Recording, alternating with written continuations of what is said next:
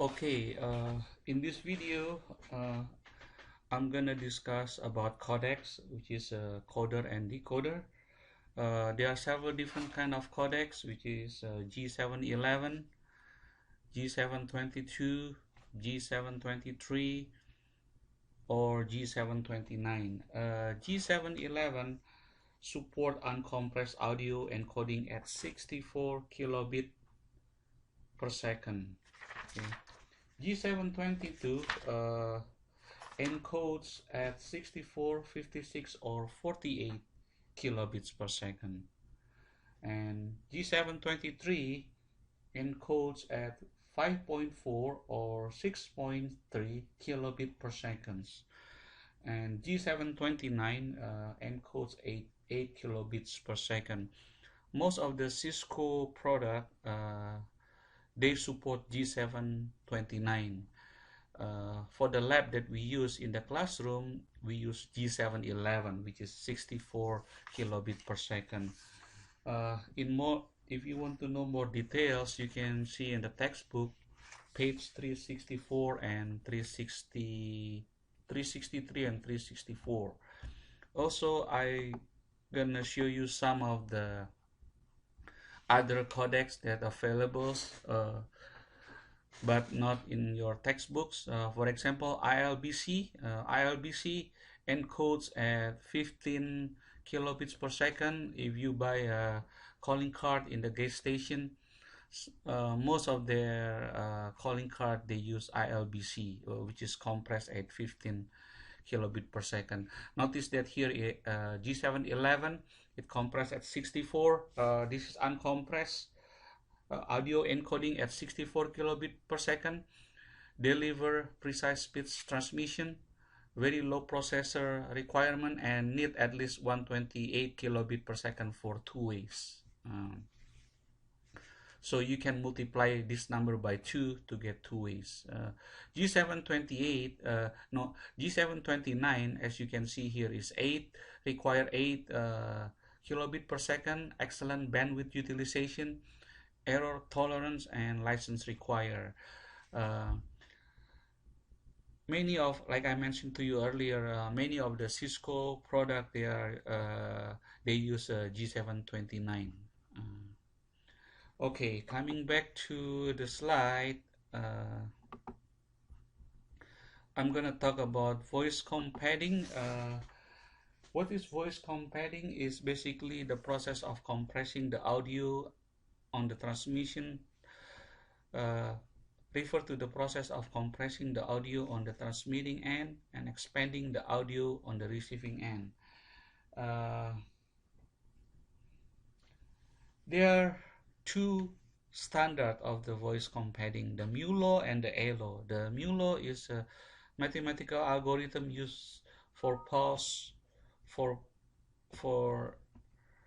the mu law is a mathematical algorithm used for PCM, pulse code modulation, and is being used in the US and Japan. And the second one is an A law, which is a mathematical algorithm that uses the first 3 bits for the range and the last 4 bits for the amplitude, and is used primarily in Europe. The mu law algorithm is used T1 line and J1 lines in Japan. Okay, the U law, the mu law, no, the A law,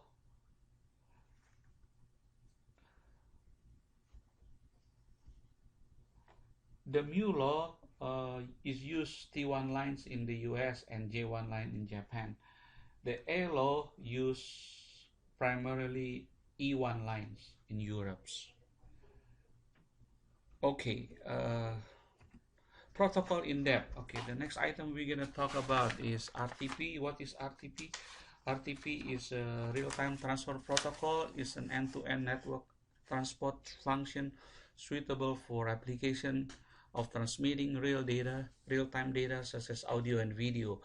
It's a transport protocol and is implemented with the UDP protocol instead of TCP/IP, and is used to transport the actual voice data on H323 network.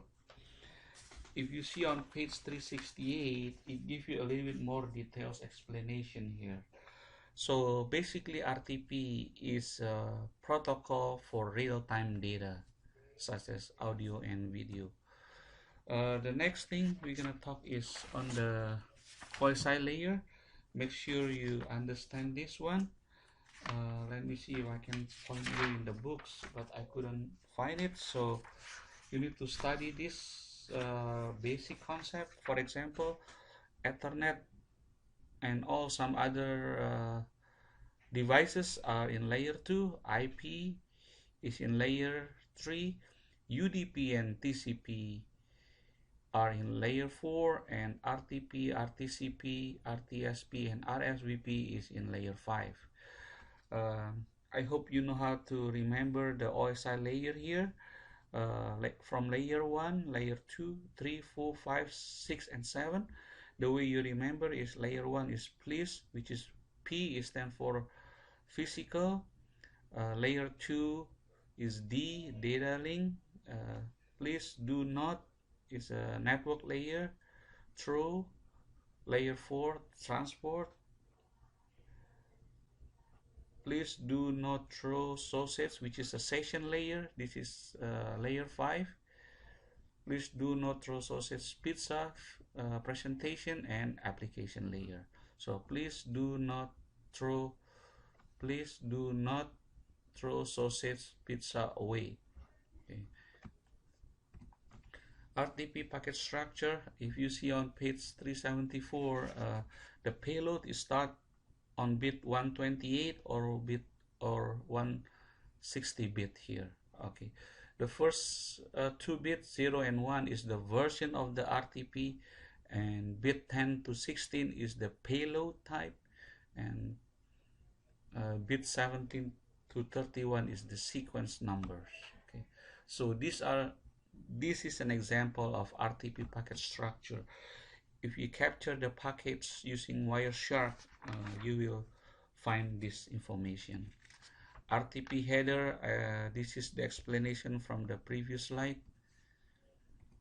The RTCP is a real-time transport control protocol. It's a control services related to RTP, such as quality of service. There are 4 basic functions of RTCP. The first one is to provide feedback on the quality of data distribution, such as packet loss, jitter, frame loss, and delay. Transfer canonical names such as CNAME or similar DNS. The third one is provide network performance data, and the last one to convey session control information such as participant identification. 5 messages type like sender report, receiver report, source description, by, and application specific. So RTCP is basically go together with the RTP, and then RTCP.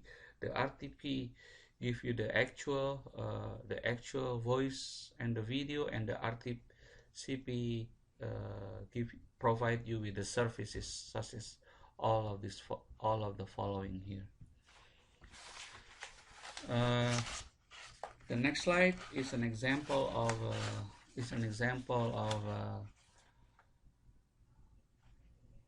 voice over IP monitoring software.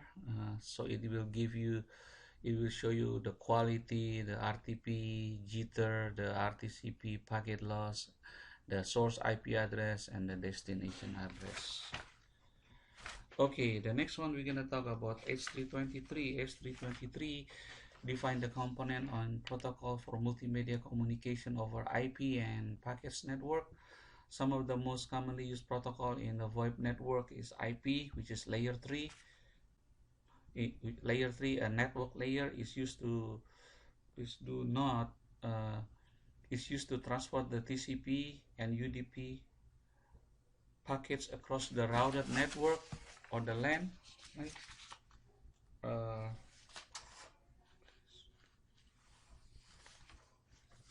The TCP, which is in layer 4, the TCP which is in the layer 4 In the transport layer is when the upper layer protocol is an upper layer protocol that require delivery verification. Okay. UDP is also in layer 4, is an upper layer protocol which does not require delivery verification. So most of the voice application is in the UDP. UDP is for the actual data stream, audio and video package. Just a little bit revision. IP is in layer 3, which is a network layer. Okay. Uh, the next one is a UDP packet structure. If you see that the first 16 bit is the source, and the first 16 bit is the source port. The bit 16 to 31 is the destination port, and your actual data is actually start in bit 64. This is an example of UDP packet structure. On the TCP side, if you go to the next slide, the first 16 bit show you the source port, and the next 16 bit, which is 16 to 32 bit, show you the destination port. Bit number 32, the next 32 bit, 32 to 63 bit, mentioned about the sequence number, and the last one, which is here, the data is actually start in bit 160 or 192. The checksum here is on starting bit 127. They are like 16 bit located here. Okay, so make sure you go over in this one. The next one is IP version 4 header. IP version 4 header is the first 4 bits mention about the version of the IP version, and then the type of service, which is the quality of service, start from bit 8 to 15. The TTL, which is located here, if you want to find the TTL, is bit 64, and they are 8 bits, so up to 73 bits, right? Up to bit 73. The checksum here use the next 32 bit, which is 90. This is header checksum use 32 bit here. This is 32 bit, and the whole thing here, oh no, this is a 16 bits, and the whole thing is 32 bits. So your source address and the destination address is in bit 96 and 128 respectively. Your actual data is on bit 160 or bit 192. The SIP, what is SIP? SIP is a session initiated protocol finalized in 1999.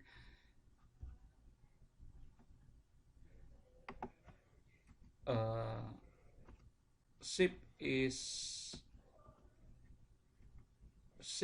a session initiation protocol finalized in 1999.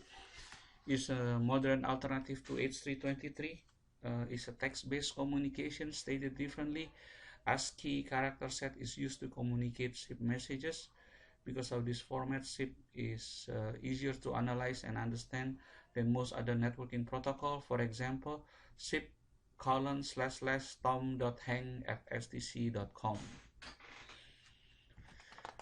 SIP method. What is SIP method? Is the action taken by the user agent or request they made. There are several kind of methods here, which is register, invite, acknowledgement, cancel, buy, and option.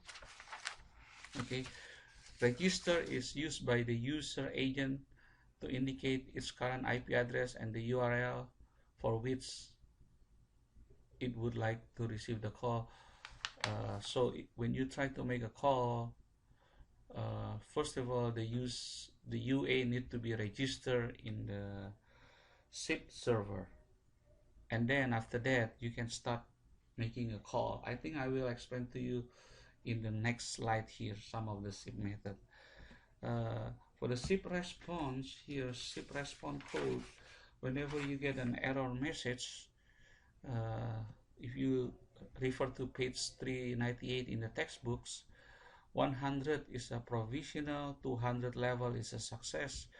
300 level is redirection, 400 is a client error, and 500 is a server error, and 600 is a global failure error. So for example, if you receive an error 401 or 404, see, that may be related to the client error. What's the purpose of this response code? Is to help administrator to troubleshoot some problem. Mm, okay, this is what I mentioned to you about this is an example of SIP messages. The following list outline the basic phone call. First, you need to invite, and then it's ringing. This is phone A and phone B. For phone A, invite phone B, and then phone B gonna ringing, and then say okay, and then phone A we gonna acknowledgement, and this is the actual conversation start. But before the whole process start, we need to have this user agent. This user agent register in their proxy server using either Bricky application or Cisco call managers. Okay, I think I'm gonna stop right